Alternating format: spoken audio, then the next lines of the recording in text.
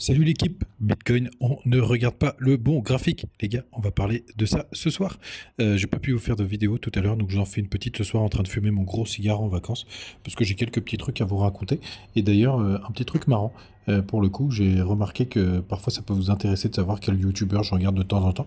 Donc on va parler de ça aussi ce soir, mais surtout on ira voir ce que nous dit le BTC à court terme et surtout ce graphique qui est assez sympathique, qui mérite quand même d'être vu. Alors le BTC, on est à 84 660, on prend un petit 1,6%. Ether, il prend un petit 2%, on a 1600 $. Le reste de la map est mitigé, mais il y a quand même quelques belles perfs, comme Avax 3,5%. Qu'est-ce qu'on a d'autre? Pareil pour Hype. Bah non, mais rien de très très intéressant quand même.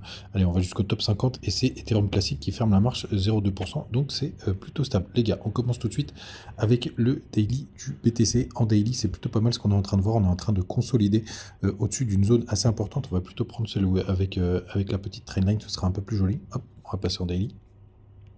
C'est plutôt pas mal parce que pour l'instant on reste bien de l'autre côté de la trendline. Idéalement il faudrait qu'on arrive à faire un petit W, mais bien sûr pour repasser complètement bullish les gars, il faudra passer les 88 821 $.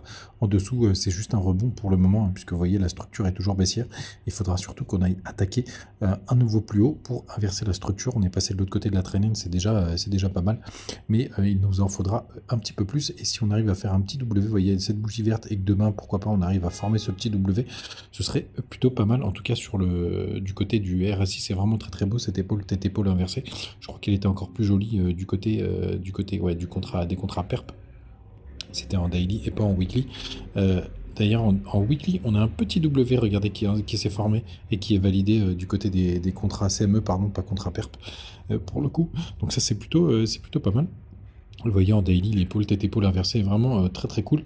Il y en a qui verraient autre chose, mais pour le coup, elle est vraiment très très belle, cette épaule tête-épaule inversée. Du côté des autres indicateurs, ce qu'on peut regarder, c'est que le 3 jours aussi est très intéressant. Pardon. Puisque déjà, on s'apprête à croiser, et surtout, vous voyez juste ici sur le MACD, vous savez que c'est assez boule, même si on fait un nouveau plus bas, ça va nous donner un minima un rebond, hein. C'est d'ailleurs ce que je vous dis depuis plusieurs vidéos, et surtout, désolé pour le petit motard, c'est bon, il est passé. Je suis sur ma petite terrasse des vacances. Regardez, on a une jolie divergence du côté du RSI. Vous voyez, ici on a fait un bas sur le court, on a fait un très très bas et on continue les divergences, puisque là vous voyez on a fait un nouveau plus bas, mais pas un nouveau plus bas sur le court. Donc ça c'est plutôt pas mal et plutôt bullish pour la suite. En tout cas, comme vous le savez, moi je m'attends à minima à un rebond. Du côté des autres indicateurs, on peut regarder, c'est du côté de Bitunix, et n'oubliez pas, vous avez toujours les petits bonus en commentaire, n'hésitez pas à en profiter, hein. C'est toujours sympathique du côté de Bitunix, puisqu'il y a 20% de bonus de dépôt. Donc si vous déposez 1000 $, vous avez 200 $ de dépôt en trading, donc ça c'est plutôt chouette. N'oubliez pas, en ce moment c'est très difficile de trader, donc faites attention à vous. Le TH par contre, ça c'est quand même une mauvaise news, si vous voyez qu'il a chassé les petits stops. Avec cette petite mèche juste là, on a quand même un triangle rectangle ascendant, donc il y a plus de chances à casser vers le haut, mais cette petite mèche j'aime moins. Et en plus on a laissé quelques stops, donc il faudra quand même rester méfiant du côté de notre ami ETH. Du côté des autres infos, vous avez les fundings qui sont très négatifs ce soir, donc ça c'est plutôt une bonne nouvelle, même BTC est en négatif. Move qui continue aussi d'être en supra négatif, je suis toujours en trade dessus. On verra ce que ça va donner. Orca aussi qui est en négatif, mais lui il a pump sans moi. Et OM Mantra, on n'en parlera pas parce que je vous invite vraiment à faire attention à ce coin. CryptoFear, on est à 31, donc on est toujours dans la peur. 240 millions de liquidation, c'est pas mal. Rien de bien méchant. Du côté de notre... comment il s'appelle? Parce qu'il n'a pas arrêté de pop-up et de s'arrêter du côté de la Bitcoin dominance. Non, ça c'est l'USDT dominance. Où est-ce qu'il est ma Bitcoin dominance? Je l'ai perdu. Ne me dis pas que je l'ai perdu. Où est-ce qu'elle est cette petite coquine? Hey, où es-tu? Ah, elle est là. Hop, cette petite coquine, elle s'était cachée là. Du côté du weekly, tiens, c'est le petit tweet que je vous ai poussé aujourd'hui. Du côté du daily, on n'a toujours pas le UTBOB qui s'est signalé, même plutôt l'inverse. Et je vous disais aujourd'hui sur Twitter, n'hésitez pas à me rejoindre, c'est qu'il y avait pas mal de FUD et que pas mal de gens s'énervaient. Attendez, on va mettre tout de suite, je me souviens même plus ce que je vous ai raconté, je vais vous dire... maudit cigare. Je vais vous dire tout de suite qu'est-ce que j'ai mis depuis que j'ai dit que j'étais boule. J'ai vu pas mal de gens perdre leur sang-froid, là ça fait 2-3 jours que je vous dis que je m'attends à minima à un rebond pour le coup, donc n'oubliez pas les gars, les cryptos c'est vraiment très dangereux, donc faites en fonction de votre profil. Au début ça me faisait marrer, mais maintenant ça me fait un peu de la peine, mais n'oubliez pas, ici c'est plutôt gambler, hein. Moi je suis plutôt un gambler, c'est la Porsche ou la rue. la Ferrari comme diraient certains parce que c'est un peu plus cher. En tout cas, ici je vous vends pas du raid, je vous dis juste comme disent les indicateurs. Et d'ailleurs, il n'y a toujours pas d'all season puisque l'indicateur il a pas pop-up. Donc faut pas vous énerver, mais je m'attends quand même à un rebond à court terme. Allez, on continue. N'oubliez pas, vous avez les petits liens du côté de BitGet, n'hésitez pas à en profiter. Donc, le sujet du jour, c'est le on regarde pas le bon graphique, et je voulais vous montrer le graphique de l'euro. Je ne sais plus quel youtubeur en a parlé, mais regardez, vous savez qu'il faut absolument pas casser les 0,382, et là on est au BTC face à l'euro, et regardez ce qu'il nous a fait, c'est juste magistral. Il a bien été chercher les 0,382, et regardez, il a maintenu à poil de... Après, regardez, cette zone, c'est vraiment chirurgical, et c'est pour ça que c'est très intéressant. Et vu que le dollar, d'ailleurs, qui continue de se péter la gueule, est quand même très très volatile en ce moment, notamment avec les frasques de Donald Trump, pour le coup, et vous voyez d'ailleurs, il est en train de casser son plus bas, ça c'est vraiment très très bullish, hein, les gars, pour la suite. Est-ce qu'il faut vraiment regarder le dollar qui est hyper volatile en ce moment et qui est très news dépendante et Trump dépendant? C'est pour ça que c'est vrai que ce graphique face à l'euro, vous voyez, on a du plus bas jusqu'au top, hein, je vous dis toujours, il faut jamais casser les 0,382. Et là, c'est vrai que c'est vraiment d'une précision. Merde, je crois que c'est moi qui ai merdé. Hop, j'ai déplacé mon fib. Mais c'est vraiment d'une précision d'orfèvre pour le coup. Donc ça mérite vraiment d'être regardé de près. Vous voyez, là, je l'ai retracé. On a pile maintenu la zone. C'est vraiment très très chouette ce qu'on va de ce côté-là. On peut regarder ce qui s'est passé au dernier bull run. Hop. Au moment justement où on avait, tac, on va prendre le plus bas. Hop. Est-ce qu'on avait... Non, ça a été complètement différent. Si, remarque, vous voyez, quand on a cassé les 0,382, on est passé en bear market, mais bon, là, pour moi, c'était pour le coup un fake move, notamment drivé par notre ami, comment il s'appelait, SBF, sur FTX, mais je voulais quand même vous partager ce graphique, parce que c'est vrai que sur ce bull run, en tout cas du BTC, c'est vraiment d'une propreté rare. Donc je voulais vraiment le partager avec vous. Ouais, tout simplement, mais ça veut dire aussi que ça nous confirme qu'on n'est toujours pas passé en bear market, même si les alts se sont fait complètement dégommer. Les gars, n'oubliez pas, vous avez aussi le petit Telegram pour partager des petites news, des petites infos, tout simplement, et le Twitter et les bonus du côté de Bitcoinist et BitGet. Et puis là, pour tous ceux qui veulent juste parler de crypto, pour le coup, c'est presque fini.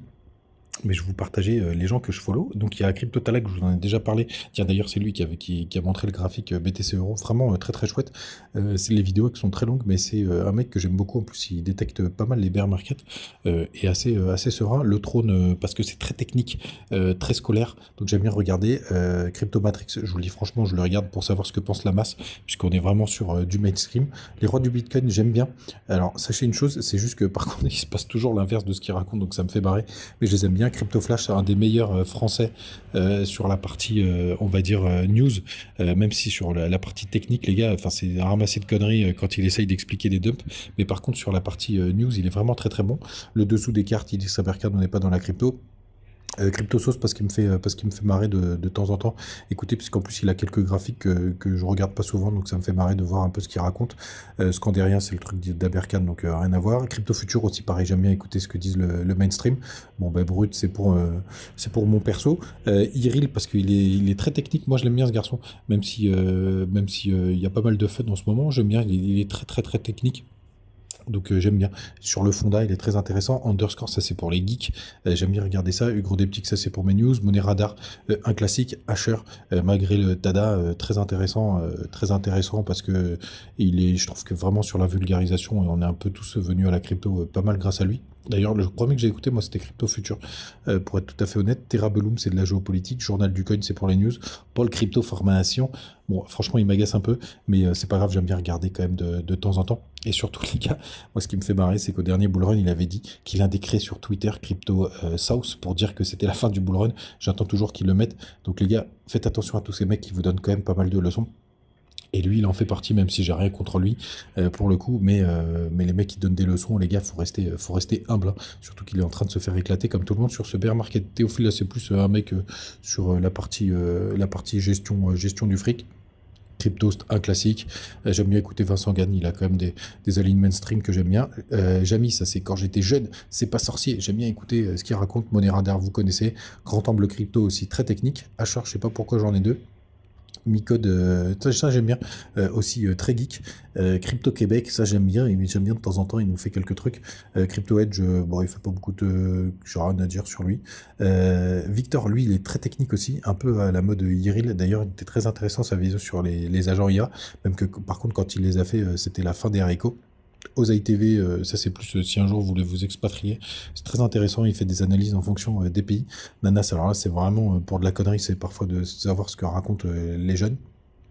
Slashcoin, pour le coup, ses analyses sont très pertinentes. Mosinor, c'est pour rigoler. Ça, c'est un peu de news.